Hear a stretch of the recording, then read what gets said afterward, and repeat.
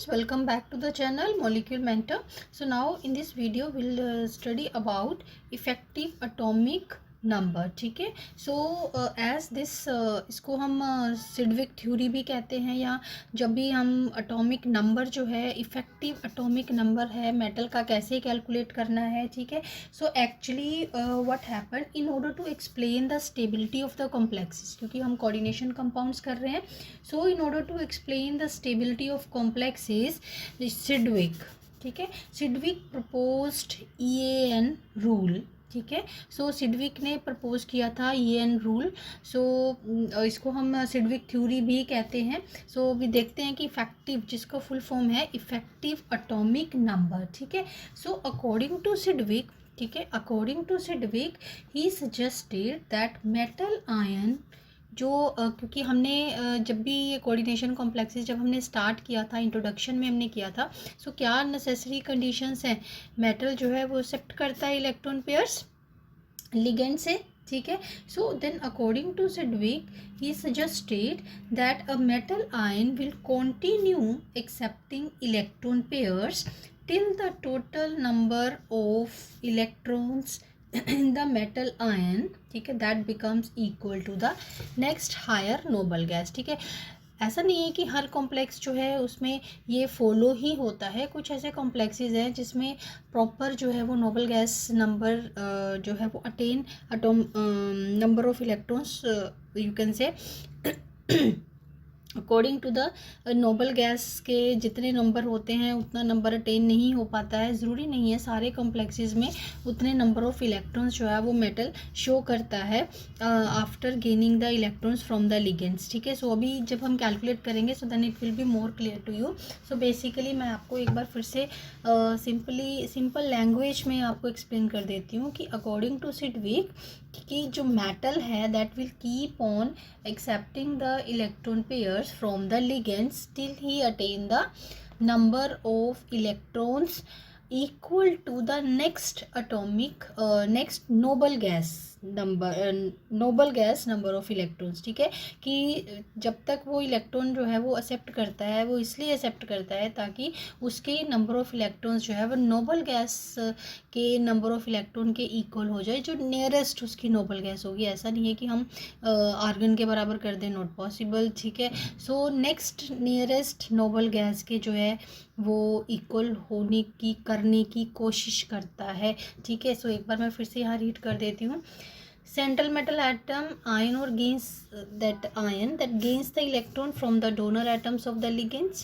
So in order to explain the stability of the complexes, Sidgwick proposed EAN rule, ठीक है, which is defined as the resultant number of electrons. Resultant number of electrons का क्या मतलब हुआ? After gaining the electrons from the ligands.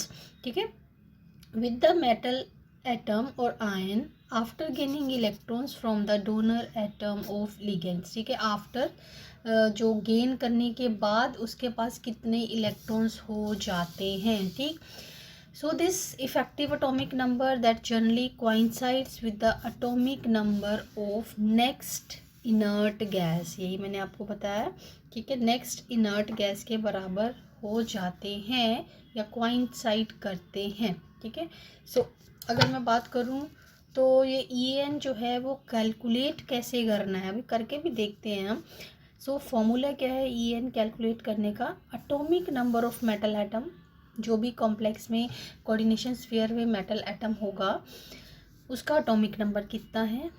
Then we have to calculate the oxidation state of that metal, जो आपने previous video में सीखा है. मैंने वहाँ भी कहा था कि that is a very very important part कि आपको ऑलमोस्ट अब से जितना भी चैप्टर करेंगे ऑलमोस्ट आपको ऑक्सीडेशन स्टेट जो है या ऑक्सीडेशन नंबर मेटल के कैलकुलेट करने की ज़रूरत पड़ेगी ही पड़ेगी. ठीक है. Plus 2 into coordination number. ठीक है. जितना कोऑर्डिनेशन नंबर उससे 2 से उसको मल्टीप्लाई कर दें. ठीक है. Then this is the formula to calculate.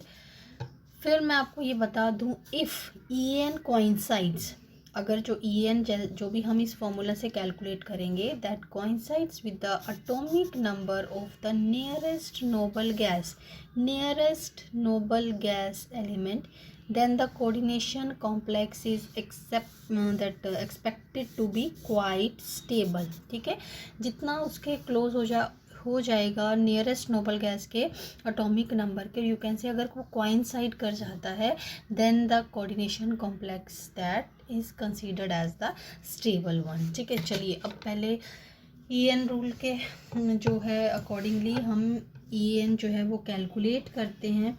So let us consider this complex FeCN 6,4 negative. ठीक है, अब चार्ज दिया ही हुआ है, नहीं दिया होता तो यहाँ पर K4 या कोई भी केटाइन लिखा होता जो कि इसको बैलेंस करता. वो मैंने प्रीवियस वीडियो में आपको क्लियर कर दिया था. सो फिलहाल इट इज़ गिवन. सो अब हम क्या करेंगे, EN जो है वो कैलकुलेट करना है. तो atomic number of metal atom, यहीं से देखते हैं फॉर्मूला. अब आयरन का जो है वो एटॉमिक नंबर कितना होता है, दैट इज़ 26. ठीक है, 26 माइनस ऑक्सीडेशन स्टेट. अब इस कॉम्प्लेक्स में आयरन की जो है वो ऑक्सीडेशन स्टेट कितनी है वो देखना है. सो आयरन की हमने X मान ली +6. ठीक, और Cn नेगेटिव कैसा लिगेंड है, यूनिडेंटेट है. ठीक है, और क्या चार्ज होता है, -1 = 4 नेगेटिव. ठीक है, सो क्या आ गया, सॉरी दिस 6 = 4 नेगेटिव और -4 X = -4 + 6. तो हमारे पास कितना आ गया इसका ऑक्सीडेशन स्टेट जो है दैट इज़ 2. ठीक है, अब हमारे पास ऑक्सीडेशन स्टेट है 2. साइन मैंने ऐसा लिख दिया है, बाद में हम कैलकुलेट करते हैं. फिलहाल जितनी ऑक्सीडेशन स्टेट आई है +2, तो मैंने वहाँ लिख दी है. देन +2 × कोऑर्डिनेशन नंबर, ये भी हमने सीखा हुआ प्रीवियस वीडियोस में. What is the coordination number of this complex. Coordination इस मेटल में कोऑर्डिनेशन नंबर क्या है इस कॉम्प्लेक्स में मेटल का, 6. ठीक है, so it will B 2 × 6. So very easy, लेकिन आपको फॉर्मूला पता होना चाहिए, ऑक्सीडेशन स्टेट कैलकुलेट कैसे करनी है वो पता होना चाहिए, और कोऑर्डिनेशन नंबर जो है वो कैसे देखना है वो आपको पता होना चाहिए. तो ये दोनों ही चीज़ें हम प्रीवियस वीडियो में सीख चुके हैं. सो अभी हम उसको जस्ट अप्लाई कर रहे हैं. ठीक है, सो अब क्या हो गया, 26 -2 + 12. ठीक है, अब ऑलमोस्ट कितना हो गया, ये आपके पास +12 है और 24 + 12, तो इट विल बी 36. सो 36 ये देखना है कि अब जो 36 बना है, जो 36 जो है वो क्या किसी नोबल गैस का एटॉमिक नंबर है. ठीक है, क्या किसी नोबल गैस का एटॉमिक नंबर है, yes. So 36 is the atomic number of krypton. ठीक है, इट मीन्स कि दिस इज़ 36 और ये एटॉमिक नंबर जो है वो किसके साथ कोइंसाइड कर रहा है, नोबल गैस क्रिप्टन के साथ. ठीक है, so which is the next nearest inert gas. ठीक है, इसका तो कोइंसाइड कर रहा है. ठीक है, it means this complex is very stable. Is it clear. So in this way we have to calculate the EN rule, और यहाँ EN नंबर कह सकते हो आप. चलिए हम एक एग्जांपल लेकर तो छोड़ते नहीं हैं एज यूजुअल. एक और एग्जांपल ले लेते हैं, सेम सा ही कॉम्प्लेक्स ले लेते हैं, लेकिन इसमें जो है आपका चार्ज जो है that is 3 negative. So this is the difference. Then अब अगेन EN कैलकुलेट करना है, तो आयरन ही है हमारे पास, तो दैट इज़ 26. ठीक है, लेकिन अब इसमें जो है ऑक्सीडेशन स्टेट आपकी क्या आनी चाहिए, -3 के इक्वल हुआ, तो क्या आनी चाहिए, कैलकुलेट करिए. अब मैं आपको पूरा डिटेल में कैलकुलेट करके नहीं बता रही हूँ. ठीक है, so the oxidation state will be 3+. ठीक है, अभी मैंने फॉर्मूला में लिख दिया है ऐसे करके. And coordination number that will be 6, तो 2 × 6 आ गया हमारे पास. सो 26 - 3 + 12, तो आ गया हमारे पास 23 + 12, तो this is 35.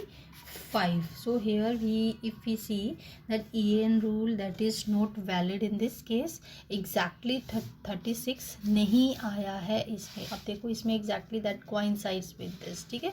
So here this EN rule जो है that is not valid in this case. ठीक है.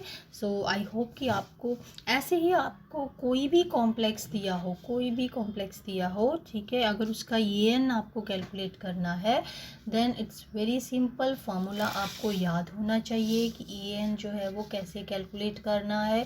ठीक है. एंड देन तो it is very easy to calculate EN. Next example देखते हैं EN कैलकुलेट करने के लिए. सो एक और एग्जांपल ले रही हूँ मैं, that is K2 platinum Cl6. ठीक है. सो अब इसमें जो है वो कैलकुलेट करना है हमें EN. ठीक. अब सेम वे ऑक्सीडेशन कैलकुलेट करने के लिए हमें इस स्टेट कैलकुलेट करने के लिए जो कि हमें रिक्वायर्ड है, तो इसके ऊपर कितना चार्ज है, ऑब्वियसली कितना होना चाहिए इसके ऊपर चार्ज जो है, दैट इज़ क्रिस क्रॉस है, जो कि प्रीवियस वीडियो में मैंने बताया था जब ऑक्सीडेशन स्टेट कैलकुलेट करनी थी हमें, तो दैट शुड बी 2 नेगेटिव. तो उसी को मैं पहले ऐसे लिख लेती हूँ ताकि आपको कोई कन्फ्यूज़न ना हो. ठीक है. So it will B 2 negative, ionic form में लिख लिया. ठीक. अब मैं डायरेक्टली जो है वो EN कैलकुलेट करती हूँ, फॉर्मूला मैं नहीं लिख रही हूँ. अब आपको फॉर्मूला आ गया है बहुत अच्छे से. So platinum, atomic number of platinum that is 78. ठीक है. अब 78 है एटॉमिक नंबर और माइनस ऑक्सीडेशन स्टेट. तो प्लेटिनम की ऑक्सीडेशन स्टेट हमें निकालनी है. X अगेन प्लस कितने नंबर ऑफ लिगेंड्स हैं, 6. Cl है तो -1 है इसका charge and it is 2 negative. ठीक है. X -6 -2, X is equal to -2 और +6. ठीक है. तो X जो है हमारे पास कितना आ गया, 4, यानी कि ऑक्सीडेशन स्टेट हमारे पास क्या आ गई, 4. क्लियर हो गया कितना. Then plus how many ligands, 6. कितना होगा इसका कोऑर्डिनेशन नंबर, 6. ठीक है. अब 6 कोऑर्डिनेशन नंबर को हमें किससे मल्टीप्लाई करना है, 2 से. तो हमारे पास कितना आ गया आपका ये 74 प्लस 6 2 12. ठीक है. और हमारे पास आ गया ये 86. अब 86 जो है वो कौन सी, क्या किसी नियरेस्ट नोबल गैस का एटॉमिक नंबर है. यस, ये जो है हमारे पास रेडोन का एटॉमिक नंबर है. So in this complex that EN effective atomic number that coincides with this nearest noble gas which is radon. Is it clear? So इसमें आ गया हमारा 86. क्लियर हो गया. सो अब देखो पहले जब, हाँ, आपने कोई भी जो है वो देखना है कि नियरेस्ट नोबल गैस, हाँ, नोबल गैस के एटॉमिक नंबर्स जो है वो आपको पता होने चाहिए. ठीक है. सो वो भी मैंने एक एग्जांपल लिखती, ज़रूरी नहीं है कि हर एक में जो है वो ये कोइंसाइड करता ही है. एक एग्जांपल मैंने आपको पहले भी बताई थी, एक और ले लेते हैं इसी से ही रिलेटेड कि जिसमें कोइंसाइड नहीं कर रहा है. ठीक है. अब देखिए K3. चलिए इसके साथ साथ आपके कोऑर्डिनेशन नंबर और ऑक्सीडेशन स्टेट्स निकालने की भी प्रैक्टिस हो जाएगी. सो अब ये कौन सा लिगेंड है, ऑक्जेलिटो. ठीक. सो 3 है तो इसके ऊपर चार्ज कितना होना चाहिए, पूरे के पूरे दिस कॉम्प्लेक्स एंटाइटी के ऊपर, C2O4 3. सो यहीं से गेस करना है आपने. So it should be 3 negative. So again हम EN का कैलकुलेशन का फॉर्मूला लगाते हैं. ठीक. सो अभी हमारे पास ये जो कॉम्प्लेक्स है इसमें क्या है, कौन सी मेटल है, क्रोमियम. तो क्रोमियम का कितना है atomic number, that is 24 minus. अब देखो इसका ऑक्सीलेटो हमने पहले भी किया था, ऑक्सीलेटो का कितना होता है, C2O4 दैट इज़ 2 नेगेटिव. ठीक है. सो 2 नेगेटिव है इसका और 3 हमारे पास ये है. तो इसको पहले हम इसका ऑक्सीडेशन नंबर निकाल लेते हैं. ठीक है. X प्लस 3 और 2 ज़ा 6.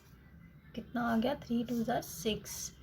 तो वैसे 3 हैं, नंबर ऑफ लिगेंड सब वो 3 है, इंटू -2 तो हो गया ना, -6. ठीक है. दैट इज़ इक्वल टू -3, जो कि ओवरऑल कोऑर्डिनेशन स्फीयर के ऊपर चार्ज है.